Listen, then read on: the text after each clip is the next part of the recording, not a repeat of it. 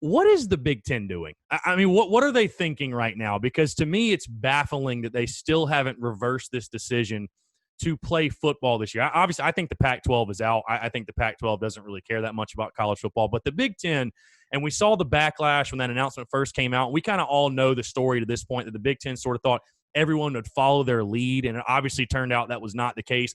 But, you see Central Arkansas and Austin, PA play over the weekend. I think Central Arkansas had their COVID test. Everybody came back negative. Mm. You're going to see college football all this weekend from smaller conferences.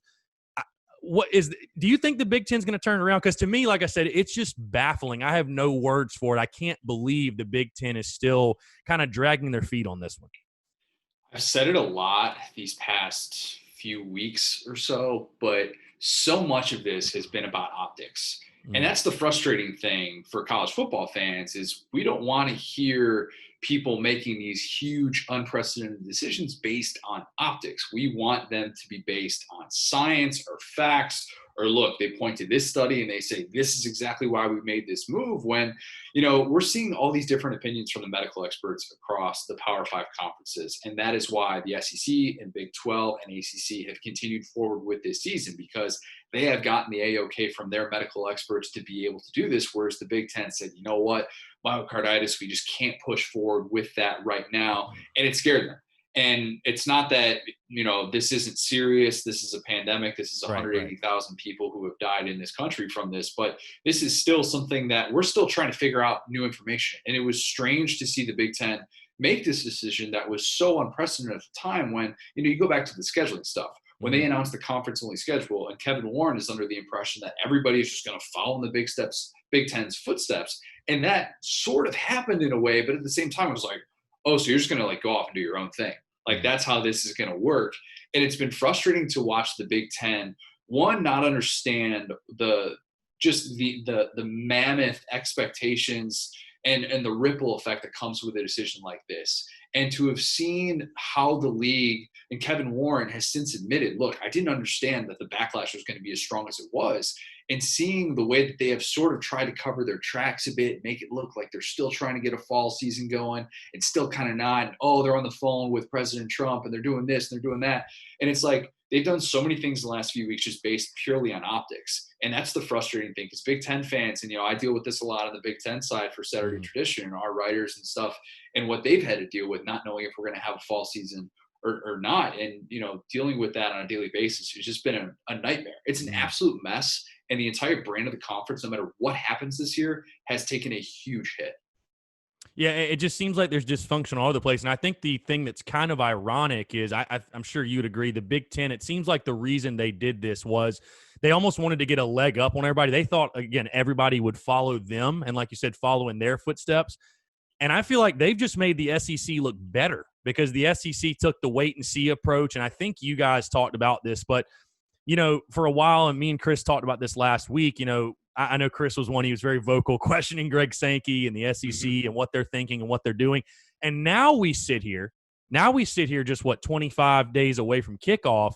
And I think we all look now and say the SEC was actually really smart for what they did. What's been your overall impression of Greg Sankey, the SEC, how they've handled everything?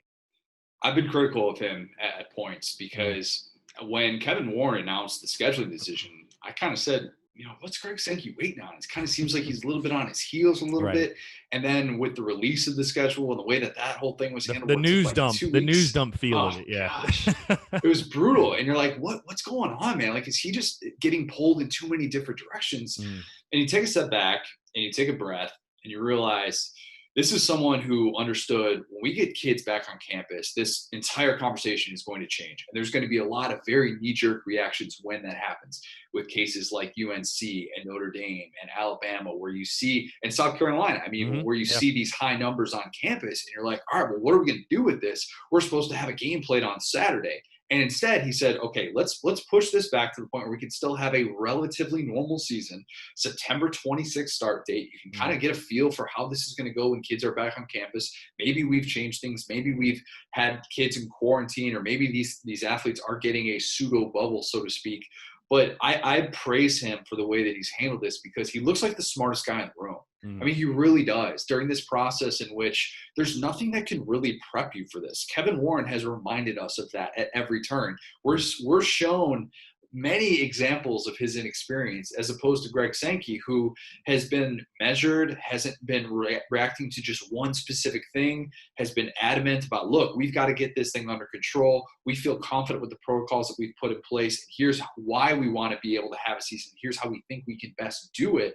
I think Greg Sankey gets a lot of credit for this. And, I don't know how much that matters long term. And it remains to be seen if we're going to have a season that actually finishes. I absolutely hope we do. But at the same time, I think that if you're an SEC fan, you feel good about the fact that he's the guy who's running your league right now. And as we know, Power 5 commissioners have so much power in this sport. And you don't hate the fact that Greg Sankey has all this power right now.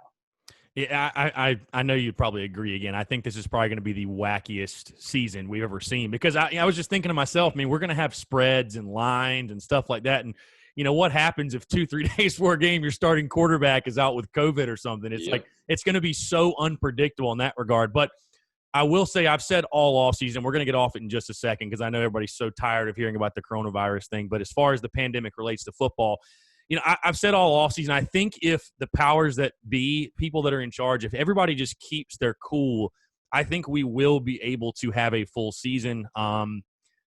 Kind of on an unrelated note, you were talking about, the numbers for South Carolina just went up over 1,000 positive tests. And however you feel about it, I mean, that's not a good thing, no matter how you spin it. I think it's going to come to a point where probably South Carolina, amongst a bunch of other schools, they're going to move to online only. They're going to move to getting students off campus. And what I think is kind of funny, what's going to happen, you're going to almost get college football in that bubble scenario that I think many were pitching before the season. I know it's impossible to necessarily put college kids in a bubble, but, I was talking to somebody else about this. I for one, would be all for the kids getting off campus and it just being the athletes there because you're going to eliminate so much risk that these football players have of getting the virus and us getting through a season, successfly, if you will. So that's the hypocrisy though, right there, is that university presidents who have tens of billions, that's billions with a B, worth of endowment that they got to worry about.